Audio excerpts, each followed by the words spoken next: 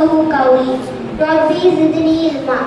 கண்ணியமிக்க அல்லாஹ்வின் நல்லடியார்களே, இன்று நான் உங்களுக்கு முன்னால் பேச எடுத்துக்கொண்டிருக்கும் தலைப்பு பாவ மன்னிப்பு தேடுவோம். ஒவ்வொரு நாளும் நாம் பாவத்திலேயே மூழ்கி கிடக்கிறோம். நாம் மறுமையில் இதன் காரணத்தால் தான் நாசம் அடைந்து விடுவோம் என்ற அச்சமின்றி வாழ்ந்து வருகிறோம்.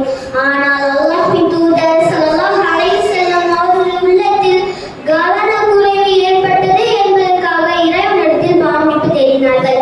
அதற்காக வருத்தப்பட்டார்கள். உலகில் தான் நாம் இறைவனிடத்தில் பாவ மன்னிப்பு கேட்பதற்குரிய இடம். நாம் மறந்து விட்டால் இந்த தவணை நமக்கு முடிந்துவிடும்.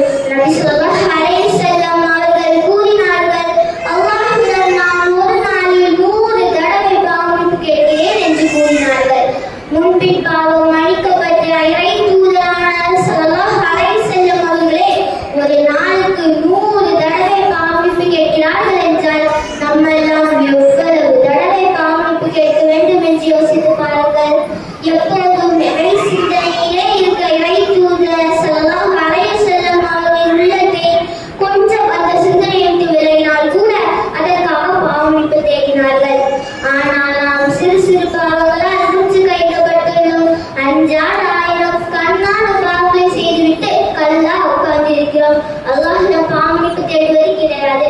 ஒரு மாதிரியான மிதப்பிலே இருக்கிறோம். இது போன்ற பாவங்களை விட்டு விலக வேண்டும். அதற்காக அல்லாஹ்விடம் பாவ மன்னிப்பு தேட வேண்டும். நிரந்தரமில்லாத உலக வாழ்வில் அல்லாஹ் ரப்பல் ஆலமீன் நமக்கு கொடுத்திருக்கும் இந்த சிறிய காலத்தை நாம் நல்ல வழியில் பயன்படுத்திக் கொண்டு நாம் செய்த பாவங்களுக்காக இறைவனிடத்தில் பாவ மன்னிப்பு தேடி அல்லாஹ்வின் மன்னிப்பை பெற்றவர்களாக ஈருலகிலும் வெற்றி பெற்றவர்களாக நாம் அனைவரையும் அல்லாஹ் ஆக்கி அருள் புரிவானாக.